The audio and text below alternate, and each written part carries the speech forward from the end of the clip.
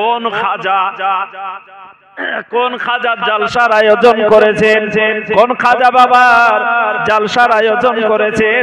আরে ও খাজা, যে খাজা মঈনুদ্দিন চিশতি আজমিরি হিন্দালওয়ালি এই হিন্দুস্তানের বুকে 90 লক্ষ গায়েরকে কালমা পড়িয়ে মুসলমান করে দিয়েছে। কেমন ভাবে মুসলমান করেছেন আসুন আপনাদেরকে শোনাই। আমার খাজা মঈনুদ্দিন চিশতি আজমিরি হিন্দালওয়ালি, তিনার মধ্যে কোনো রাইফেল ছিল না, তিনার মধ্যে কোনো বন্দুক ছিল না, তিনার মধ্যে কোনো তীর ধনুষ ছিল না। যে মানুষকে ধমক দেখে কালমা পড়িয়েছে তা নয়, তা নয়। কাউকে জোর করে খাজা বাবা কালমা পড়িয়েছেন তাই নয়, তাই নয়। এই আমার ভাইরা, আমার বাবা ছিল আমার খাজা মঈনুদ্দিন চিশতি আজমিরি হিন্দালওয়ালি কেমন ভাবে ইসলাম প্রচার করেছেন, কেমন ভাবে ইসলাম প্রচার করেছেন আসুন আপনারা শুনুন। খাজা বাবা কেরামতি আপনারা শুনুন। আমার খাজা হিন্দালওয়ালি কেমন খাজা বাবা, ভালো করে শুনুন, ভালো করে শুনুন। যে সময় খাজা বাবা ভারতে এসেছিলেন, যে সময় ইন্ডিয়ায় এসেছিলেন, পৃথ্বীরাজ চৌহান একজন বাদশা ছিল, তার রাজত্ব ছিল। পৃথ্বীরাজ চৌহান তার রাজত্ব ছিল। যেখানে পৃথ্বীরাজ চৌহানের উট বিছানো বসানো হতো, উটকে বানানো হতো, একটা বট গাছের তলা ছিল। ওই বট গাছের তলাতে খাজা মঈনুদ্দিন চিশতি আজমিরি হিন্দালওয়ালি তিনি এসে ওখানে ডেরা গাড়লেন, ডেরা করলেন, তাবু টানলেন, তাবু টানে ওখানে আল্লাহর ইবাদত করতে থাকলেন। সঙ্গে কয়েকজন আছে, খাজা বাবার সঙ্গে কয়েকজন আছে। আমার ভাইরা, আমার বাবা জিরা, আমার খাজা বাবার বাবার নাম ছিল গিয়াসউদ্দিন। খাজা বাবার বাবার নাম ছিল গিয়াসউদ্দিন। খাজা মঈনুদ্দিন চিশতি আজমিরি হিন্দালওয়ালির আম্মা জানের নাম ছিল মাহিন নূর। মাহিন নূর ওনার মায়ের নাম ছিল, মা ছিল নামাজি, বাবাও ছিল নামাজি, বাবাও ছিল পরহেজগার, মাও ছিল পরহেজগার। খাজা মঈনুদ্দিন চিশতি আজমিরি হিন্দালওয়ালি যখন ভারতেতে এলেন, আসার পর যেখানে উট বানানো হতো ওই পৃথ্বীরাজ চৌহানের সেই জায়গায় এসে বসলেন। বসার পর ওই পৃথ্বীরাজ চৌহানের উট যখন এসে পৌঁছালো, খাজা বাবাকে উটওয়ালারা বলতে থাকে, এই বুড়वा तुम यहाँ से चल जाओ, यहाँ पृथ्वीराज चौहान का ऊंट बांधा जाता है, पृथ्वीराज चौहान राजा का यहाँ ऊंट बांधा जाता है। खाजा মঈনুদ্দিন চিশতি আজমিরি হিন্দালওয়ালি বলেছিলেন, ও ভাই তোমরা এক কাম করো, অন্য জায়গায় উটগুলো বাঁধো, দুনিয়াটায় অনেক জায়গা পড়ে আছে। বলছে না না না, এখানে খাজা, এখানে রাজা বাবার, এখানে রাজার উট বাঁধানো হয়, তুমি সরে যাও। হযরতে খাজা মঈনুদ্দিন চিশতি আজমিরি হিন্দালওয়ালি তিনি কি করলেন, নিজের শিষ্যদেরকে নিয়ে, নিজের খলিফাদেরকে নিয়ে, নিজের মুরিদদেরকে নিয়ে ওখান থেকে তিনি অন্য জায়গায় তাবু টানলেন। আবার উটগুলোকে বাঁধা হলো। উটগুলোকে বাঁধার পর খাজা বাবা অন্য জায়গায় গিয়ে ডেরা করলেন। যখন সকাল হয়েছে, উটগুলো সব বসে আছে তাদেরকে উঠানোর জন্য। যখন ওই উট রাখালরা, উটের বাগালরা, উটের লোকগুলো এসে যখন উটগুলোকে চড়াবার জন্য, ঘাস খাওয়াবার জন্য, ডালপালা খাওয়াবার জন্য যখন নিয়ে যাবে, মনে করে কি আল্লাহর শান, কি আল্লাহর কুদরত, কি আল্লাহর ওয়ালির কেরামত। প্রত্যেকটা উট জমিনে বসে আছে, তো এমন ভাবে জমিনে তাদের চামড়াগুলো ধরে নিয়েছে, একটা উট আর উঠতে পারে না। সব উটগুলো বসে আছে। রাজাকে খবর দেওয়া হলো, পৃথ্বীরাজ চৌহানকে খবর দেওয়া হলো, হুজুর একটা উটও উঠে না। আমরা ইশারা করতেই যে উটগুলো উঠে যায়, সেই উটগুলো এখন একটা উঠছে না। মারপিট করা হচ্ছে কিন্তু উঠছে না। ওই বুড়াটাই কোনো জাদু করেছে, ওই বয়স্ক মানুষটাই কোনো জাদু করেছে। ভাইরা আমার, বাবা জিরা আমার, রাজা বলে যাও ওই ব্যক্তিটার কাছে, বুড়োটার কাছে তোমরা মাফি চেয়ে নিবে, ক্ষমা চেয়ে নিবে। রাখালেরা বাগালেরা সব গেল, যাবার পরে ওই ক্ষমা চেয়ে নিল। ক্ষমা চেয়ে নেওয়ার পর খাজা বাবাকে বলে, হুজুর বাবা আপনি আমাদের মাফ করে দেন, আপনার বেয়াদবি করেছি, মাফ করে দেন। খাজা বাবা বলে, যাও বাবা আমি মাফ করে দিলাম। খাজা মঈনুদ্দিন চিশতি মাফ করে দেওয়ার পরে উটগুলোর কাছে যখন উঠতে ইশারা করে, আল্লাহর কুদরত কি, উটগুলো সব উঠতে পারে, সব উটগুলো উঠে যায়। বুঝে গেল লোকগুলোই যে ওই ব্যক্তিটা কোনো মারাত্মক ব্যক্তি হবে।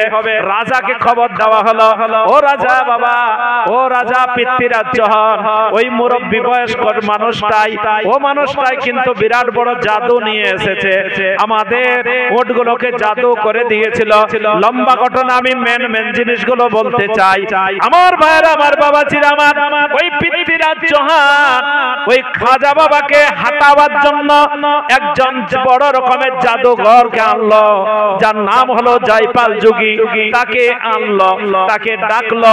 জয়পাল যোগী ও কি করলো, বিরাট বড় পাহাড়ের মধ্যে চেপে গেল, যে পাহাড়টার নাম হলো তারাগড় পাহাড়। ওই তারাগড় পাহাড়ের মধ্যে চেপে গেল।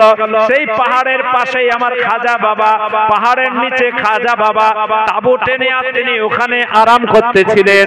ওই পাহাড়ে চেপে গিয়ে তারাগড় পাহাড়ে বিশাল বড় একটা 40 মনের পাথরকে ওই জাদুর সাহায্যে ঠেলে দেয়, জাদুর সাহায্যে ঠেলে দেয়। যখন জাদুর সাহায্যে ঠেলে দেয়, আমার ভাইরা গড়গড় করে সেই পাথরটা পড়তেছিল, গড়গড় করে সেই পাথরটা পড়ছে। আমার খাজা মঈনুদ্দিন চিশতি আজমিরি হিন্দালওয়ালি তিনি আওয়াজ শুনতে পেয়ে বুঝতে পেরে যায় কিছু নাই কিছু বিপদ আছে। দেখছে তো বিশাল বড় একটা পাথর পড়ছে পাহাড়ে। আমার খাজা কেমন খাজা, কেমন আল্লাহর ওলি, কেমন আল্লাহ পাকের পৌঁছা হুয়া আল্লাহর ওলি। তিনি ইশারা করলেন পাথরকে, এ পাথর तुम जहां है वहीं पर तैर जाओ और एक कदम भी नीचे ना आना। इतना बोला ছিল। ও পাথর যেখানে সেখানে রুকে গেল, আর নিচে কোন রকমে আসে না। আজও পর্যন্ত যারা আজমির শরীফের মাটিতে গেছে, আজমির শরীফে যারা গেছে, যারা তারাগড় পাহাড়ে গেছে রে ভাই, ওই পাথরটা আজও পর্যন্ত শূন্য ভরে আছে, আজও পর্যন্ত পাহাড়ে লটকানো আছে। আর ও পাথর কিয়ামত পর্যন্ত থাকবে। ও পাথরকে আল্লাহ রেখে দিয়েছে, আল্লাহর ওলি খাঁটি, তার প্রমাণ করার জন্য আল্লাহ কিয়ামত পর্যন্ত এই পাথরকে রেখে দিয়েছে। কিয়ামত পর্যন্ত আল্লাহ পাক ওই পাথরকে ওইভাবে লটকিয়ে রেখে দেবে। এই আমার ভাইরা, আমার বাবাজিরা, আমার যখন খাজা মঈনুদ্দিন চিশতি আজমিরি হিন্দালওয়ালি ওইভাবে যখন পাথর দিয়ে, পাথরের দ্বারা যখন পারল না জয়পাল যোগী, যখন জয়পাল যোগী পাথরে পারল না, যখন পাথরকে আটকিয়ে দিল, তখন জয়পাল যোগী কি করেছিল, জাদুর সাহায্যে আসমানে উড়েছিল, জাদুর সাহায্যে আসমানে উড়ে আর মনে করেছিল আসমান থেকে পাথর ফেলবো, আসমান থেকে কহর ফেলবো। যখন আসমান থেকে কহর ফেলবো বলে জয়পাল যোগী উপরে উড়েছিল, জয়পাল যোগী যখন জাদুর সাহায্যে আসমানে উড়েছিল, আমার আপনার খাজা মঈনুদ্দিন চিশতি আজমিরি হিন্দালওয়ালি যে কাঠের খড়মটা পড়তেন, যে কাঠের খড়ম পড়তেন, ওই খড়মকে আল্লাহর ওলি খাজা মঈনুদ্দিন চিশতি হিন্দালওয়ালি তিনি হুকুম করলেন, আদেশ করলেন, এই খাজা মঈনুদ্দিন চিশতি তিনি হুকুম করলেন, এ খড়ম হওয়া तुम क्या देख रहे हो, जयपाल जोगी आसमान में उड़ा है, वो आसमान में उड़ा है। ऐ खड़मुआ तुम जाओ जाओ जाओ, जा करके उसको नीचे लेके आओ, नीचे लेके आओ। ऐ हमार मुसलमान भाईरा, बाबा जीरा, हमार मोरा काट গুলো মরে গেছিল, খড়ম গুলো একবারে শুকনো হয়ে গেছিল।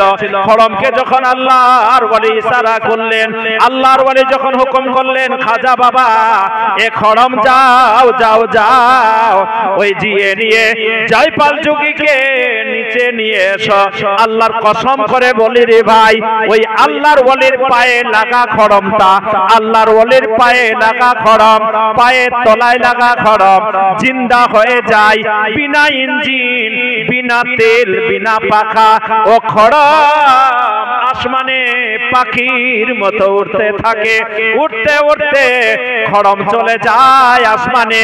আসমানে গিয়ে নিয়ে এমন ভাবে জয়পাল, এমন ভাবে ওই জয়পাল যোগী জাদুঘরের এমন ভাবে মাথায় মারতে শুরু করে, খাটাখট খাটাখট মারতে শুরু করে। আল্লাহর ওলির খড়মের মারে এমন ভাবে জয়পাল যোগী বলে, खड़ा हुआ मौत मारो, हम नीचे जा रहे हैं, नीचे जा रहे हैं। मगर इतना मारा मारते मारते वो जयपाल जोगी को खाजा बाबा के कदम पे ला करके रख दिया। যখন কদমের মধ্যে জয়পাল যোগী এসে গেছে, মারতে তাও ছাড়ে না, খাটাখট মারতে থাকে। খাজা মঈনুদ্দিন চিশতি সারামা করেন খড়মওয়ারে, রুকো রুকো রুকো, ঠেরো ঠেরো ঠেরো। যখন দাঁড়াতে বলেছেন তখন সেই খড়ম আর মারা বন্ধ করে দেয়। জয়পাল যোগী মনে মনে ভাবতে থাকে, হায় হায় হায়, এত যদি খড়মের যদি এত তাসির হয়, খড়মের যদি এত ক্ষমতা হয়, যে খড়মের কোনো জান নাই, যে খড়মের কোনো শক্তি নাই, যে খড়ম এখান থেকে ওখান যেতে পারে না, যে খড়মওয়া এখান থেকে ওখান হাঁটতে পারে না, আল্লাহর ওয়ালির ইশারায় হাঁটে যায়, আল্লাহর ওয়ালির ইশারায় উড়ে যায়, তাহলে যে খড়মের যদি এত ক্ষমতা হয়, তাহলে আল্লাহর ওয়ালির কত ক্ষমতা হবে। সঙ্গে সঙ্গে জয়পাল যোগী কালমা পড়ে মুসলমান হয়ে যায়। আমার মুসলমান ভাইরা, বাবাজিরা আমার, আল্লাহর ওয়ালিকে যদি না ভালোবাসেন, আল্লাহর ওয়ালির যদি মহব্বত না থাকে, আল্লাহর ওয়ালির যদি আপনার ভালোবাসা না থাকে, পাঁচ পাঞ্জাতনের বাড়া রাখতে হবে, পাঁচ পাঞ্জাতনের মহব্বত রাখতে হবে। পাঁচ পাঞ্জাতন বাগানের আকে দেখিবার জন্য, তোমাকে দেখিবার জন্য সারা দুনিয়া বেয়াকুল। তুমি কোন বাগানের ফুল গো, তুমি চিশতি বাগানের ফুল। ওই একটি নূরের পাঁচটি ফুল, মুর্শিদি জানে নিহার মল। ওই একটি নূরের পাঁচটি ফুল, মুর্শিদি জানে নিহার মল। ওই আলী ফাতেমা হাসান হোসেন, আলী ফাতেমা হাসান হোসেন, মোহাম্মদ রাসূল গো, তুমি কোন বাগানের ফুল গো, তুমি চিশতি বাগানের ফুল। আর তোমাকে পাইবার জন্য ও খাজা, তোমাকে পাইবার জন্য আমরা বেয়াকুল গো, তুমি কোন বাগানের ফুল গো, তুমি চিশতি বাগানের ফুল। তারপর কি বলছেন কবি, ভালো করে শুনুন। দায়ে হালিমার নসিবি ছিল, নবীজি তার ঘরে গেল গো। দায়ে হালিমার নসিবি ছিল, নবীজি তার ঘরে গেল। ওই দায়ে হালিমার নসিবি ছিল, নবীজি তার ঘরে গেল। ওই সারা দুনিয়া হইল উজালা, সারা দুনিয়া হইল উজালা, রহমতে বল বল গো, তুমি কোন বাগানের ফুল গো, তুমি চিশতি বাগানের ফুল আর তোমাকে পাইবার জন্য ও খাজা ও বাবা তোমাকে পাইবার জন্য আমরা সবাই বেআকুল গো তুমি কোন বাগানের ফুল গো বাবা তুমি আজমিরি বাগানের ফুল আর তোমাকে দেখিবার জন্য সারা ভারত হিন্দুস্তান পাকিস্তান সবাই বেআকুল গো তুমি কোন বাগানের ফুল। আসুন আমার ভাইরা আমার পাঁচ পাঞ্জাতনের মধ্যে একজন যিনি হলেন ফাতেমা রাদিয়াল্লাহু তাআলা আনহা। আমার মা বোনেরা অনেকে এসেছেন, ফাতেমার কথা আপনাদেরকে শোনাবো, ভালো করে শুনবেন, ধ্যান দিয়ে শুনবেন। এই আমার ভাইরা আমার বাবাজিরা আমার ভালো করে ধ্যান দিয়ে শুনবেন। ফাতেমা রাদিয়াল্লাহু তাআলা আনহা তিনার স্বামীর নাম হলো হযরতে আলী শেরে খোদা রাদিয়াল্লাহু তাআলা আনহু। পাঁচ পাঞ্জাতন ছাড়া মুমিন হইতে পারবে না, পাঁচ পাঞ্জাতনকে না ভালোবাসলে ঈমানওয়ালা হইতে পারবেন না। পাঁচ পাঞ্জাতন হলো আহলে বায়তের মধ্যে, আর আহলে বায়তের মহব্বত যার সিনায় থাকবে না সে কখনো খাঁটি মুমিন মুসলমান হইতে পারবে না। তাই আমার ভাইরা আমার ফাতেমা রাদিয়াল্লাহু তাআলা আনহা তিনার স্বামীর নাম হলো হযরত আলী। বড় গরীব, বড় গরীব, এত গরীব ফাতেমা রাদিয়াল্লাহু তাআলা আনহা তিনার শরীরে যে কাপড় থাকতো সেই কাপড় 70টা তালি দেয়া থাকতো। একদিন ফাতেমা রাদিয়াল্লাহু তাআলা আনহা তিনার আব্বা জান তিনি রাসূলে করিম সাল্লাল্লাহু আলাইহি সাল্লাম ফাতেমার বাড়ি এসেছেন। ফাতেমার বাড়ি আসার পর দরজায় আওয়াজ দিচ্ছেন, দরজায় আওয়াজ দিচ্ছেন, এ বেটি ফাতেমা দরজা খোলো। একবার আওয়াজ দেয় ফাতেমা দরজা খোলে না, দুবার আওয়াজ দেয় ফাতেমা দরজা খোলে না, তিনবার আওয়াজ দেয় ফাতেমা দরওয়াজা খোলে না। ফাতেমার আব্বা আমাদের নবী তিনি ফিরে চলে যাচ্ছেন, মনে মনে করছেন ইয়া আল্লাহ আমি একবার ডাক দেওয়ার পরে আমার বেটি ফাতেমা দরজা খুলে দেয়, আজকে তিনবার আওয়াজ দিলাম তাও তো আমার বেটি দরজা খুললো না। মনে হয় ইবাদত করছেন, মনে হয় নফল নামাজ পড়ছেন। ফাতেমার আওয়াজ মনে হয় তাই ফাতেমা দরজা খুললো না। নবী করিম সাল্লাল্লাহু আলাইহি সাল্লাম ফিরে যাচ্ছেন, বাস বেঁকে ফিরে দুই কদম তিনি রিটার্নের দিকে ফিরেছেন।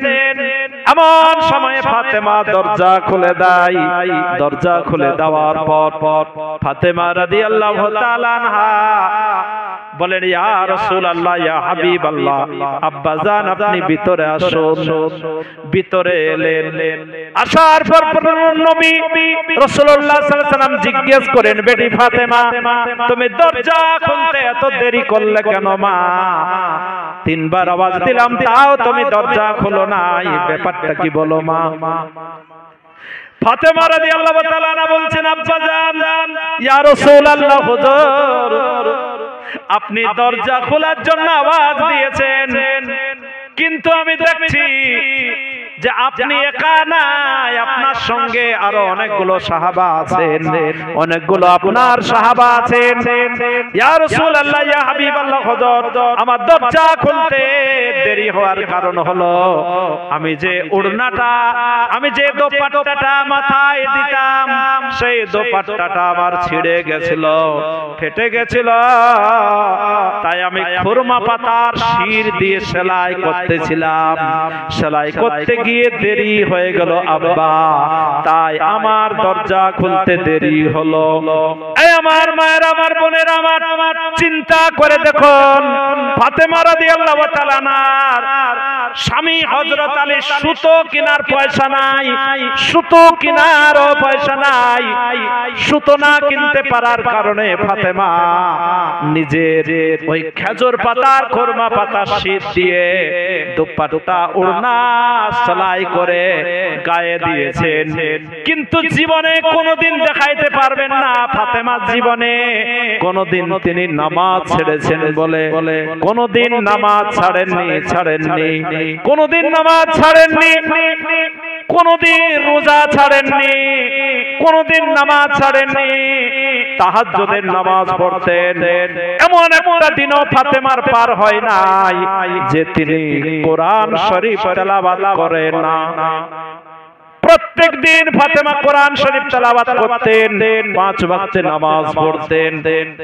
আজকাল আমাদের ঘরের মা বোন সকলেই কোরআন পড়তে জানে, কোরআন শরীফ পড়তে জানে। প্রত্যেকের ঘরে আমাদের কোরআন শরীফ আছে। কোরআন শরীফ জাননেওয়ালির কমি নাই।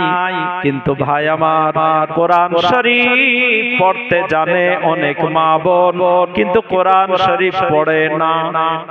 ওই রমজান মাসে পড়েছে একবার, আর এমন ভাবে রেখে দিয়েছে সে আবার রমজান আসবে তবে পড়বে। শুনে না আমার মা বোনেরা, আমার যারা বেশি বেশি কোরআন শরীফ তেলাওয়াত করবে, আল্লাহ রাব্বুল আলামিন কোরআনেতে বলেছে, ইজা করে আল কোরআন ফাসতামিউ লাহু ওয়া আনসিতু লাআল্লাকুম তুরহামুন। যে কোরআন শরীফ তেলাওয়াত করবে আল্লাহ পাক তার উপরে রহমত নাজিল করবে। যে বেশি বেশি কোরআন শরীফ তেলাওয়াত করবে ওই ঘরে আল্লাহর রহমত বর্ষণ হবে, আল্লাহর বরকত বর্ষণ হবে। যদি কোনো শয়তানি হরকত থাকে, আপনাকে ঘর বাঁধার দরকার হবে না, দিওয়াল বাঁধার দরকার হবে না, দরজা বাঁধার দরকার হবে না। ঘরে কোরআন শরীফ তেলাওয়াত করবেন। যেখানে কোরআন শরীফ তেলাওয়াত করা হয় সেখানে শয়তান থাকতে পারে না।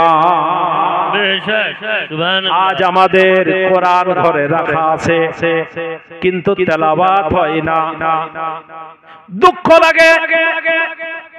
আমার মা বোনেরা, আমার ফাতেমা রাদিয়াল্লাহু তাআলা আনহার কথা যখন শুনতেছিলেন, শুনলেন একদিন ফাতেমা রাদিয়াল্লাহু তাআলা আনহা নিজের স্বামীকে দাওয়াত খেতে পাঠিয়েছেন উসমানে গনির বাড়ি।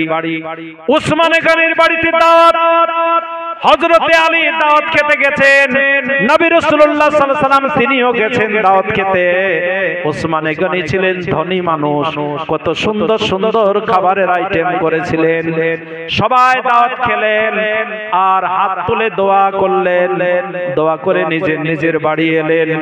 হযরতে আলী শের খোদা রাদিয়াল্লাহু তাআলা আনহু তিনিও যখন বাড়িতে এলেন, ফাতেমার সংসারের সিস্টেম ছিল কি, হযরত আলী যদি কোনোদিন কাজ করে বাড়ি ফিরতেন, কোনোদিন যদি কোনো জায়গা থেকে বাড়ি ফিরতেন, কাঠের খড়ম গায়ে থাকতো, পায়ে থাকতো কাঠের খড়ম। কাঠের খড়মের আওয়াজ পাওয়া মাত্র ফাতেমা ঘর থেকে বাহির হয়ে আর ওই দরজার মধ্যে, আগনার মধ্যে হযরত আলীকে সালাম দিতে। ফাতেমা রাদিয়াল্লাহু তাআলা আনহা কি সুন্দর চরিত্র ছিল, কি সুন্দর সিস্টেম ছিল মা বোনেরা।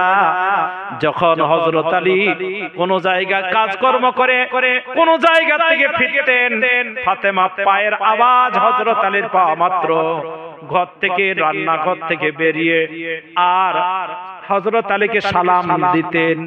সালাম দেওয়ার পর পা থেকে মাথা পর্যন্ত তাকাইতেন, দেখতেন। যদি কোনোদিন মুখগুলো শুকে যেত, কোনোদিন যদি মুখগুলো শুকে যেত, চোখগুলো ভিতরে চলে যেত রোদের তাপের কারণে, ফাতেমা সঙ্গে সঙ্গে বলতেন, ওগো আমার স্বামী, আপনি আজকে কত কষ্ট করেছেন, কত তাকলিফ করেছেন। এত কষ্ট করে আপনি 2 পয়সার জন্য, 2 দিরহাম দিনারের জন্য আপনি কাজ করেছেন। আসুন আসুন আসুন।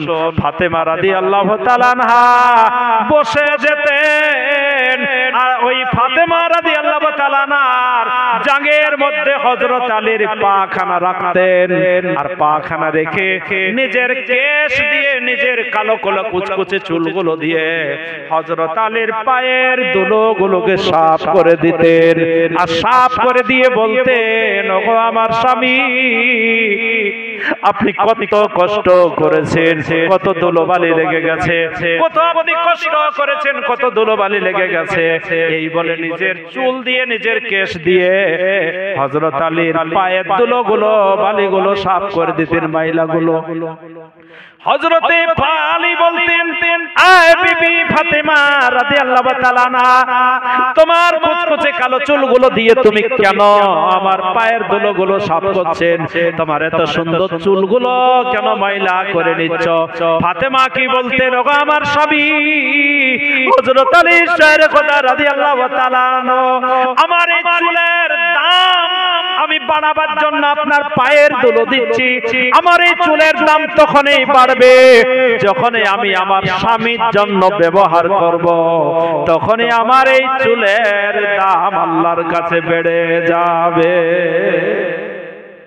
আমার মা বোনেরা আমার আল্লাহ পাক তোমাদের চুলগুলো লম্বা লম্বা কালো কালো আল্লাহ দিয়েছে কেন এই চুল পরপুরুষকে দেখাবার জন্য দেয় না মা এই চুল দিয়েছে আল্লাহ একমাত্র নিজের স্বামীকে দেখানোর জন্য যদি কোনো মেয়ে ছেলে যদি কোনো মহিলা যদি কোনো আমার মা বোন ওই সাজুগুজু করে স্নো পাউডার সুরমা কাজল লাগায় আর মনে মনে করে আমার স্বামী কাজ করে আসবে আমি তার জন্য সাজুগুজু করছি তাকে দেখাবো তাকে দেখাইয়া আমি দেখাবো তাকে দেখানোর জন্য আমি চিরুন দিচ্ছি সাজুগুজু করছি আর স্বামী যদি বাইরে থেকে এসে বিবিকে দেখে যদি একটা মুচকি হাসি দেয় আল্লাহর নবী বলেছেন দুজনাই নেকি আমলের খাতায় আল্লাহ পাক একটা হজের সওয়াব দান করে সুবহানাল্লাহ সুবহানাল্লাহ আমার মা আমার ফাতেমা রাদিয়াল্লাহু তাআলা আনহা ওই বলে ওগো আমার স্বামী আমার এই চুলের দাম বাড়াবার জন্য আপনার পায়ের ধুলো লাগাচ্ছি পায়ের ধুলোগুলো সাফ করে দিচ্ছি চিন্তা করুন আমার মা বোনেরা আমার স্বামীর মকাম কতটা স্বামীর মর্তবা কতটা তাই ভালো করে শুনুন কি বলছে কবি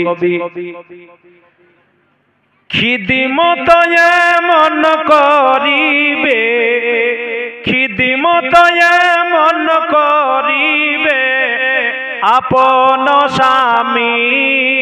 স্বামীর ফাতেমা করিল যেমন রহিমা করিল যেমন আয়ুব নবীর আয়ুব নবীর নবীজির শরীরেতে ঘাও এমন ছিল নবীজির শরীরেতে ঘাও এমন ছিল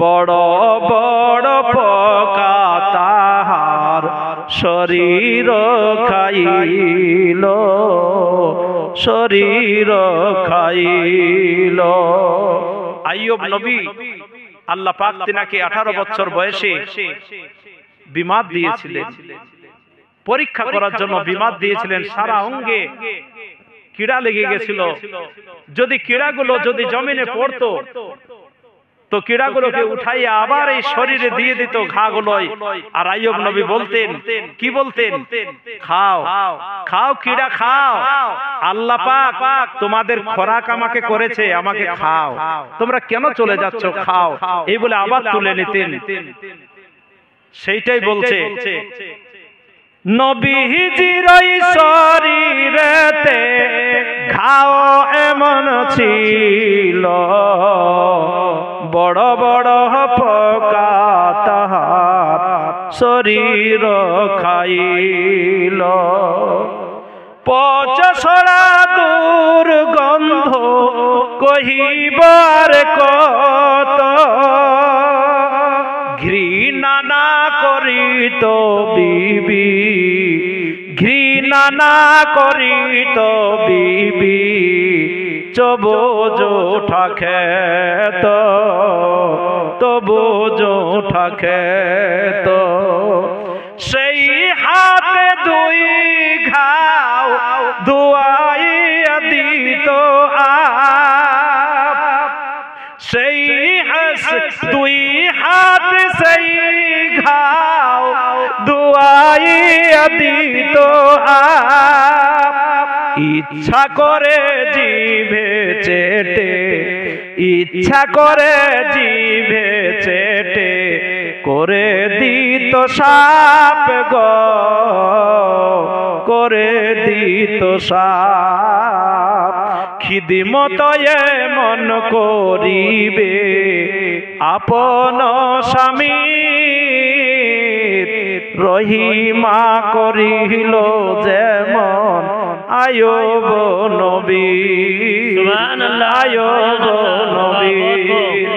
আমাদের নবী মুহাম্মদ রাসূলুল্লাহ সাল্লাল্লাহু আলাইহি ওয়াসাল্লাম, তিনার বিবি হলো আয়েশা সিদ্দিকা রাদিয়াল্লাহু তাআলা আনহা। আয়েশা সিদ্দিকা রাদিয়াল্লাহু তাআলা আনহা আমাদের আম্মা জান নবী করিম সাল্লাল্লাহু আলাইহি ওয়াসাল্লামের বিবি, স্ত্রী, জাওজা।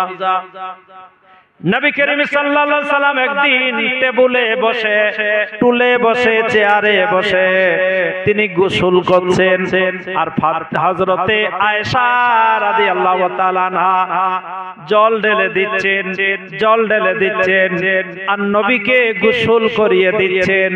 আম্মা জান আয়েশা, এই আমার মা বোনেরা ভালো করে শুনবেন, ধ্যান দিয়ে শুনবেন। আম্মা জান আয়েশা নবী করিম সাল্লাল্লাহু তাআলা সাল্লামের জল ঢেলে দিচ্ছেন, গোসল করছেন নবী। জল বয়ে যাচ্ছে, পানি বয়ে যাচ্ছে, পানির সঙ্গে খুন বয়ে যাচ্ছে, রক্ত বয়ে যাচ্ছে। দয়ার নবী, রহমতের নবী, কালি কামলি বলে আকা বলেন, ওরে আয়েশা রাদিয়াল্লাহু তাআলা আনহা, পানির সঙ্গে খুন কেন বয়ে যায়, পানির সঙ্গে রক্ত কেন বয়ে যায়? আয়েশা, তোমার কি শরীর খারাপ হয়েছে নাকি? বলে না না ইয়া রাসূলুল্লাহ, শরীর খারাপ হয় না। বলে তবে রক্ত কোথা থেকে এলো? আয়েশা সিদ্দিকা রাদিয়াল্লাহু তাআলা আনহা বলেন, ইয়া রাসূলুল্লাহ, ইয়া হাবিবাল্লাহ, হুজুর আপনি যে চেয়ারে বসেছেন, আপনি যে টেবিলে বসেছেন, চেয়ারে বসেছেন, সেই চেয়ারের খুরাতে আমার একটা আঙ্গুল দাবা পড়ে গেছে, চিপা পড়ে গেছে। সেইটা চিপা পড়ে ফেটে গিয়ে রক্ত বাহির হয়ে যায়, রক্ত বয়ে যায়। দয়ার নবী উঠে গিয়ে চেয়ারটাকে সরাইয়া দেখে, আল্লাহ, একবারে আঙ্গুলটা ফুটে গেছে, তেতলা হয়ে গেছে, ওই আঙ্গুল ফুটে রক্ত বাইর হয়ে যাচ্ছে। দয়ার নবী, রহমতের নবী বলেন, আয়েশা রে, তুমি যখন তোমার পায়ের আঙ্গুলে যখন চেয়ার টেবিলে যখন ওই পায়াটা চিপা পড়ে গেল, তখন কেন বললে না আয়েশা যে ইয়া রাসূলুল্লাহ, উঠুন উঠুন উঠুন, আপনার ওই পায়া আমার পায়েতে চিপা পড়ে গেছে, আমি উঠে যেতাম, তোমার এত কষ্ট হতো না। আয়েশা বলেন, ইয়া রাসূলুল্লাহ, ইয়া হাবিবাল্লাহ, হুজুর আমি কেমনে বলবো, কেমনে বলবো ইয়া রাসূলুল্লাহ, আপনাকে আমি যদি উঠতে বলি, এক নম্বরে হলেন আপনি আমার নবী, আমার রাসূল, দুই নম্বরে হলেন আপনি আমার স্বামী।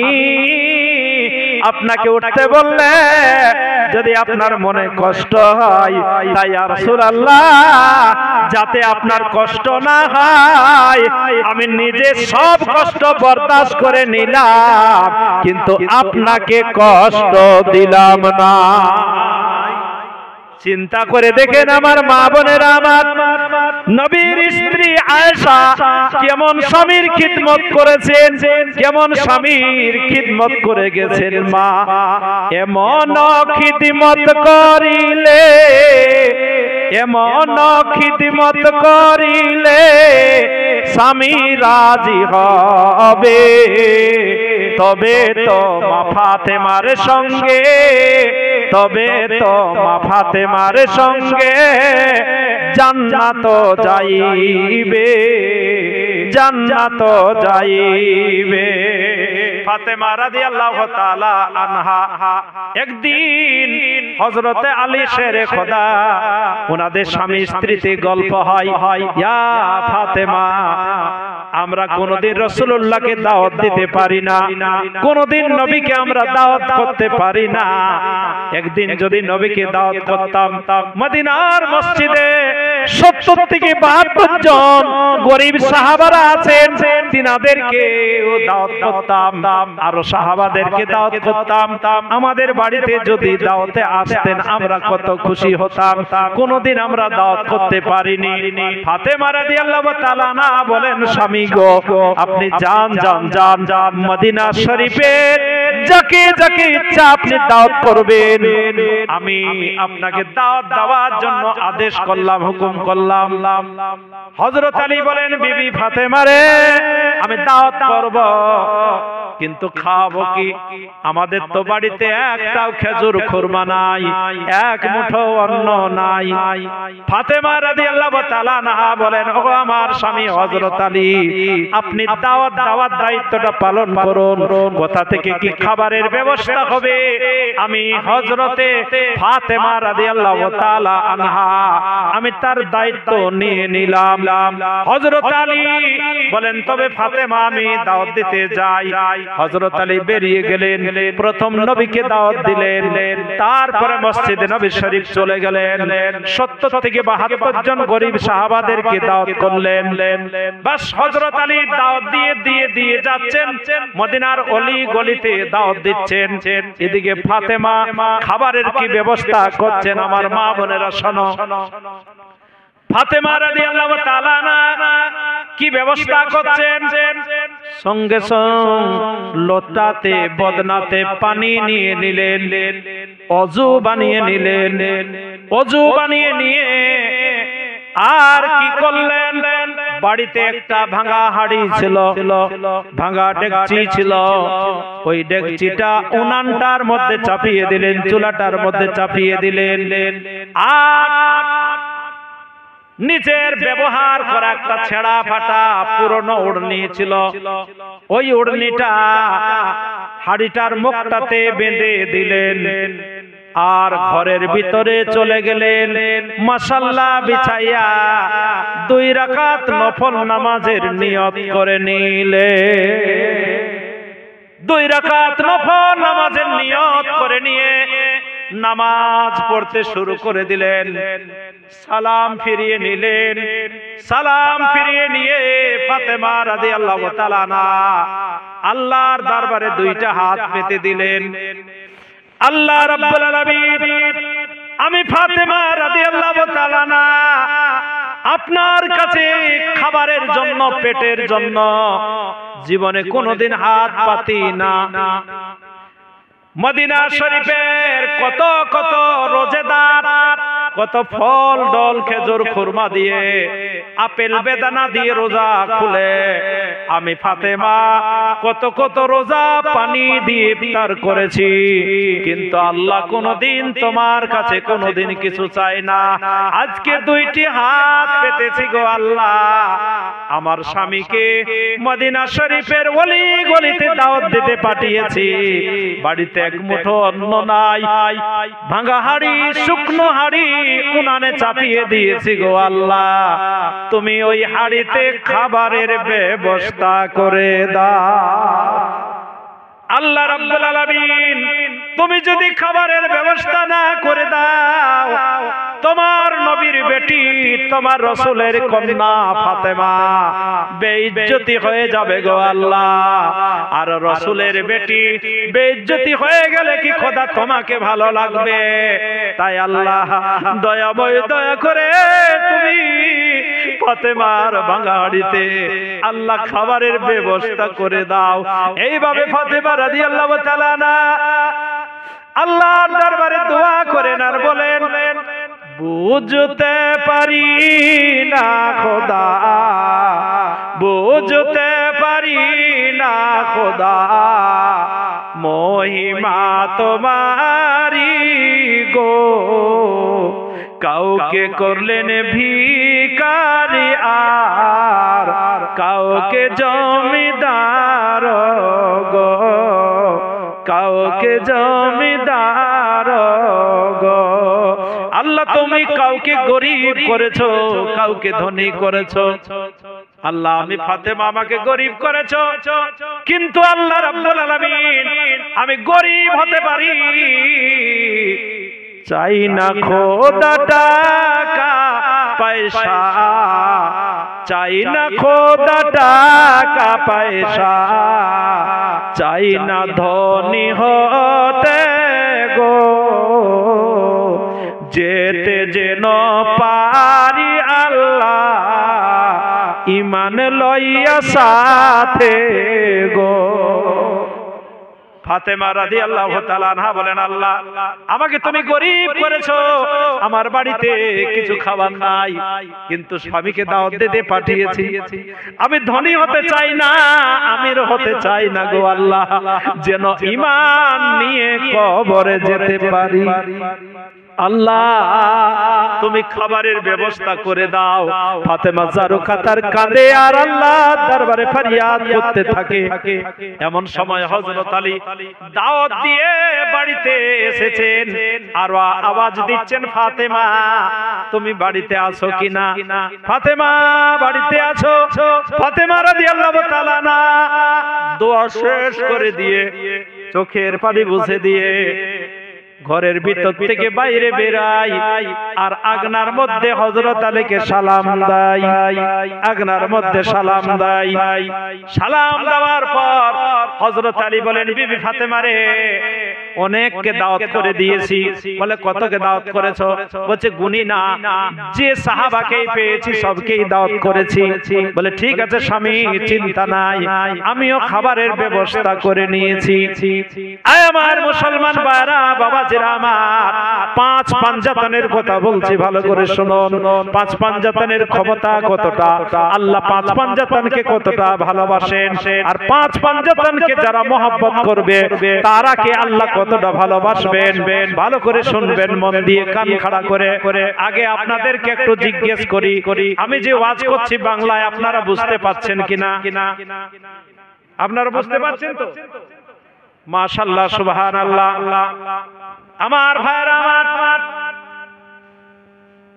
ফাতেমা বলেন, স্বামী কতকে দাওয়াত করেছো?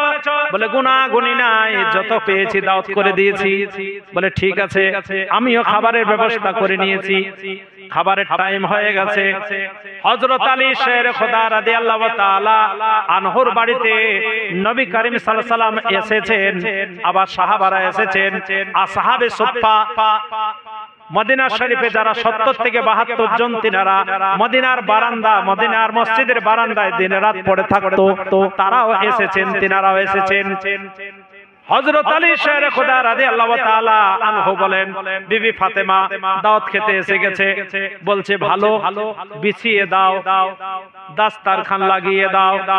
এই আমার মুসলমান ভাইরা, বাবাজিরা আমার, দাস্তারখানের উপরে খাওয়া হচ্ছে নবীর সুন্নাত। দাস্তারখানের উপরে খাওয়া হচ্ছে নবীর সুন্নাত। আরো ভালো করে শুনেলেন, খাবারের প্লেট থেকে যে খাবার পড়ে যায় তাকে পড়ে থাকতে দিতে নাই, তাকে তুলে নিয়ে খেয়ে যেতে হয়। দাস্তারখানের মধ্যে তার জন্যই খেতে হয়। যেটা পড়ে গেছে সেইটাতেই আল্লাহ যদি বরকত রেখেছে, তাহলে তুমি খাবে, বরকত পড়ে রইল, তাই ওটাকে তুলে নিয়ে খেয়ে যাও, আল্লাহ তোমার খাবারের মধ্যে বরকত দেবে।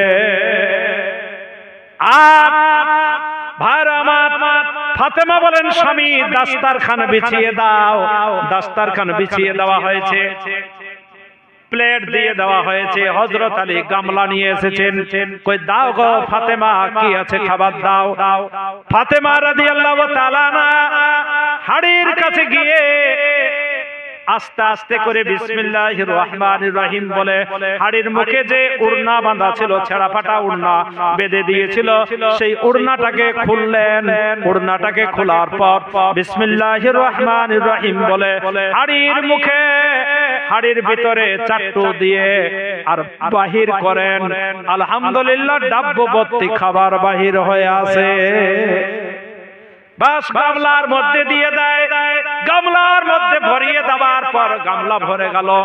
ফাতেমা রাদিয়াল্লাহু তাআলা আনহা হাড়িটার ঢাকনা উঠাই দেখে না কত খাবার আছে না আছে, শুধু বার করে করে যায়, বার করে করে যায়। বাস সামান্য উড়নিটার গিরা খুলে আর বার করে করে যায়, কত আছে তা দেখে না। বিসমিল্লাহির রহমানির রহিম বলে ডাব্বু ভিতরে দিয়েছে। আমাদের কত মা বোন আছে রে ভাই, ভাত বাড়ার জন্য চাটু হাড়িতে দেয়, বিসমিল্লাহ বলতে ভুলে যায়। তার ধ্যান কোন দিয়ে থাকে, তার মন কোন দিয়ে থাকে, এত বিজি থাকে, ভাত বাড়তে গেলে বিসমিল্লাহ বলতে ভুলে যায়। আর যে কাজটা বিসমিল্লাহ দিয়ে শুরু হয় না, সেই কাজের মধ্যে আল্লাহর বরকত থাকে না, বরকত থাকে না, বরকত উঠে যায়। শুনেলেন আমার মা বোনেরা, আমার ফাতেমা গামলা ভর্তি দিয়ে আর স্বামীকে বলে যাও গো স্বামী, চালাবে যাও, সবকে দেবে যাও। সবার প্লেটে প্লেটে দিয়েছেন, দেওয়ার পর এরপরে শুরু করবে, আরম্ভ করবে। এই আমার ভাইরা আমার, আপনারা বলুন খাবার যে শুরু করতে হয়, খাবার যে খেতে হয়, কি বলে শুরু করতে হয়? বিসমিল্লাহি ওয়ালা বারাকাতিল্লাহ বলে খাবার শুরু করতে হয়। যে বিসমিল্লাহ বলে দোয়া, যে বিসমিল্লাহি ওয়ালা বারাকাতিল্লাহ বলে খাবার খায় না, তার সঙ্গে বসে শয়তান খায়, শয়তান খায়। কত ভাই আছে, কত মা বোন আছে, কারো জুঠো খেতে চায় না, কারো জুঠো খেতে চায় না, কিন্তু বিসমিল্লাহি ওয়ালা বারাকাতিল্লাহ বলে খায় না, তাদের সঙ্গে শয়তান বসে খায়, শয়তান সঙ্গে খায়। আপনি বলবেন 5 পিস আমি মাংস নিয়েছিলাম, 5 পিসে আমার আছে, তো শয়তান কোনটা খালো, শয়তান কোনটা নিল? এই আমার ভাইয়েরা, আমার মা বোনেরা আমার, শয়তান কিন্তু আপনার সঙ্গে বসে বরকতটা নিয়ে নেয়, বরকতটা খেয়ে যায়। তাই খাবার খাবার সময় বিসমিল্লাহি ওয়ালা বারাকাতিল্লাহ বলতে কেউ ভুলবেন না। ফাতেমা রাদিয়াল্লাহু তাআলা আনহার বাড়ি থেকে সাহাবারাকে হযরত আলী সবার প্লেটে প্লেটে দিয়েছেন, বিসমিল্লাহি ওয়ালা বারাকাতিল্লাহ বলে খাবার শুরু করেছেন। কেউ 1 লোকমা, কেউ 2 লোকমা, কেউ 3 লোকমা খেয়েছেন। খাওয়ার পর হাত বন্ধ করে দিয়েছে, খাওয়া বন্ধ করে দিয়েছে। পাশাপাশি যারা বসে আছে পরস্পর গল্প করছে, কানাকানি বলাবলি করছে। হযরত আলী শের খোদা রাদিয়াল্লাহু তাআলা আনহু তিনি মনে মনে করছেন, ইয়া আল্লাহ, মনে হয় খাবার কোনো খারাপ হয়েছে, তাই 1 লোকমা নেওয়ার পরেতে আর মুখে দেয় না। তারা পরস্পর গল্প করছে, মানে আস্তে আস্তে কানে কানে এ ওকে বলছে, এ ওকে বলছে, এইভাবে গল্প করছে। হযরত আলী শের খোদা রাদিয়াল্লাহু তাআলা আনহু তিনি মিনতি করে বলেছিলেন, ও আল্লাহর নবীর সাহাবারা, আমার ভাইরা, আল্লাহ গরিবের ঘরে যা জুটিয়েছে আপনারা খান খান খান, আর খেয়ে আমার জন্য ফাতেমার জন্য একটু দোয়া করে দেবেন। যা জুটিয়েছে খাবার যদি খারাপ হয়েছে কিছু মনে করবেন না। সমস্ত সাহাবারা বলেছিলেন না না হযরত আলী শের খোদা খাবার কোনো খারাপ হয় না, কোনো খারাপ হয় না। তবে বলে তোমরা কি গল্প করছো, কি তোমরা কানাকানি করছো? সমস্ত সাহাবারা বলেছিলেন আমরা গল্প করছি এইটাই, আমরা গল্প করছি এইটাই। আমরা কত কত সাহাবাদের বাড়িতে দাওয়াত খেয়েছি, কত কত সাহাবাদের বাড়িতে দাওয়াত খেয়েছি। উসমানে গনি এই তো এত বড় ধনী মানুষ, তিনার বাড়িতে দুদিন আগে দাওয়াত খেলাম, কিন্তু এত খাবারের টেস্ট, এত সুন্দর খাবারের মজা, এত সুন্দর খাবারের লজ্জত, এত সুন্দর খাবার জীবনে কোনোদিন খাই না, কেউ খাওয়াইতে পারে না। তাই আমরা গল্প করছি, তাই আমরা আলোচনা করছি যে হায় রে ফাতেমা এত গরিব, হযরত আলী এত গরিব, কোথা থেকে সে খাবার এত সুন্দর জোগাড় করলো, কোথা থেকে সে এত সুন্দর খাবার পেল, কত সুন্দর খাবার, এত সুন্দর এত টেস্টফুল খাবার জীবনে কোনোদিন আমরা খাই না। এইটাই আমরা গল্প করছি। নবী করিম সাল্লাল্লাহু আলাইহি সাল্লাম সাহাবাদেরকে বলেন এই আমার সাহাবারা তোমরা কি জানো এই খাবারটা কোথা থেকে এসেছে, এই খাবারটা কোন বাজার থেকে এসেছে? মক্কার বাজার, মদিনা মক্কা শরীফের বাজারের নাকি, মদিনা শরীফের বাজারের নাকি, আজমির শরীফের বাজারের নাকি, বাগদাদ শরীফের বাজারের নাকি, কোন বাজার থেকে এই খাবারটা এসেছে, কোন জায়গা থেকে চাল এসেছে, কোন জায়গা থেকে এই সব কিছু এসেছে? সাহাবারা বলেন ইয়া রাসূলুল্লাহ আমরা বলতে পারবো না কোথা থেকে এসেছে। আল্লাহর নবী বলেন এই আমার সাহাবারা এই যে খাবারটা ফাতেমার বাড়ি থেকে তোমরা খাচ্ছ এটা মক্কা শরীফের বাজারের খাবার নয়, মদিনা শরীফের বাজারের খাবার নয়, মক্কা শরীফের মদিনা শরীফের জমিনের খাবার নয়। এই খাবারটা হলো জান্নাত থেকে আল্লাহ পাঠিয়েছে।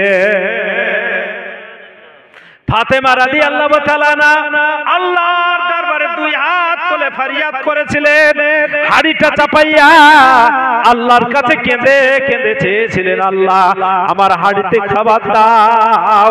আল্লাহ বলে জিবরিল রে যাও যাও যাও, জিবরিল আমিন যাও জান্নাতে চলে যাও, এক খাঞ্চা ভরা খাবার নিয়ে আমার নবীর বেটি ফাতেমার হাড়িতে দিয়ে আয়। এই আমার সাহাবারা এই খাবারটা মানুষ ইন্তেকালের পর জান্নাতে যাওয়ার পর খায়, মানুষ ইন্তেকালের পর কবরে যাওয়ার পর জান্নাতি খাবার পায়। কিন্তু আজকে ফাতেমা এই দুনিয়াতে জান্নাতি খাবার খাইয়ে দিলে। দেখো কেমন নবীর ঘরানা, দেখো কেমন পাঁচ পাঞ্জাতনের ঘরানা, দেখো কেমন নবীর বাট বেটি ফাতেমা,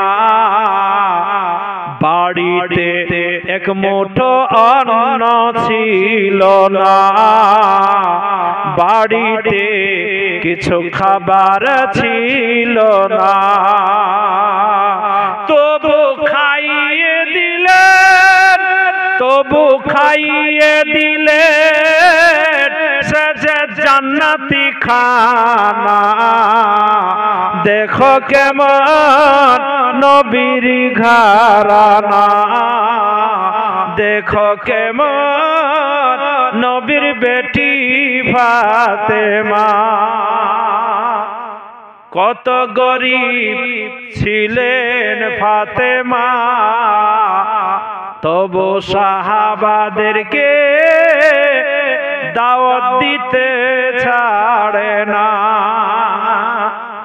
কত গরিব ছিলেন ফাতেমা, তবু সাহাবাদেরকে দাওয়াত দিতে ছাড়ে না। ঘরে খাবার নাই কিছু, আল্লাহর কাছে দোয়া মাগে, ঘরে খাবার নাই কিছু আল্লাহর কাছে দোয়া মাগে শোনো গো আমার শোনো গো আমার মা বোনেরা দেখো কেমন নবীর বেটি ফাতেমা দেখো কেমন নবীর বেটি ফাতেমা বাড়িতে এক মুঠো অন্ন ছিল না তবু সাহাবাদেরকে দাওয়াত দিতে ছাড়ে না তাই খাইয়ে দিলেন ফাতেমা খাইয়ে দিলেন জান্নাতি খানা দেখো কেমন নবীর বেটি ফাতেমা তারপর কি বলছে ভালো করে শুনেন আমার মা বোনেরা তাই বলি গো দুধানির মা বোনেরা কৃপণতা করো না গো দুধানির মা বোনেরা তাই বলি ওগো মা বোনেরা কৃপণতা করো না গো ওগো মা বোনেরা কৃপণতা করে যারা কৃপণতা করে যারা পঞ্চশী করে যারা আল্লাহ ভালোবাসে না দেখো কেমন নবীর বেটি ফাতেমা বাড়িতে এক মুঠো অন্ন ছিল না তবু সাহাবাদেরকে দাওয়াত দিতে ছাড়ে না খাইয়ে দিলেন সে যে জান্নাতি খানা মাশাআল্লাহ ভাইরা আমার বাবাজিরা আমার একটা দেখেন ফাতেমা রাদিয়াল্লাহু তাআলা আনহা কত গরীব কিন্তু কেমন তবুও দাওয়াত দিতে সাহাবাদেরকে ছাড়েনি দাওয়াত দিয়ে আল্লাহর কাছে খাবার মাগে আল্লাহ ফাতেমার বাড়িতে খাবার দেয় তাই আমি মা বোনদেরকে বলবো এই আমার মায়েরা বোনেরা আমার